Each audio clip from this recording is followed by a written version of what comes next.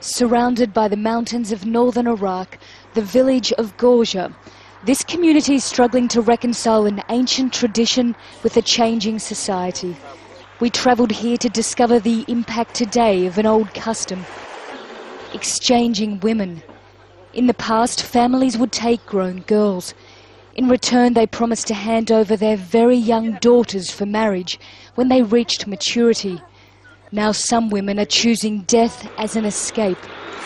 The grief and guilt of a mother. 1 month ago, her only daughter set fire to herself rather than marry a man she was engaged to as a child. I saw the light, and then I saw that my daughter was on fire, and I threw water on her and I tried to put the fire out. She was still alive, so we took her to the hospital, and 5 days later she died.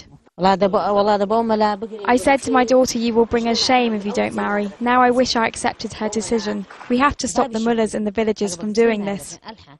In some places it is sanctioned by the local mullah, as culture and religion are woven together in the community's social fabric. There is change underway in these Kurdish villages, and today it's very rare to hear about young girls being promised for marriage. But the problem is there's still old agreements between families, and it's the daughters who are caught in the middle. Social workers say there are thousands of girls promised for marriage, mainly in the district of Rania. Now the same men who engage their children for marriage are opposed to the custom. We didn't have any education. A visitor would give us one of his daughters for 2 children. We thought this was good. Now I know it's very bad.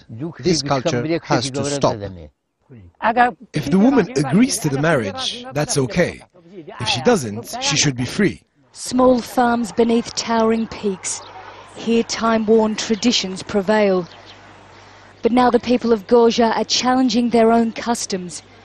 Contracts between families are being renegotiated as new ideas start to take root in this valley. Nicole Johnston, Al Jazeera, Rania district in northern Iraq.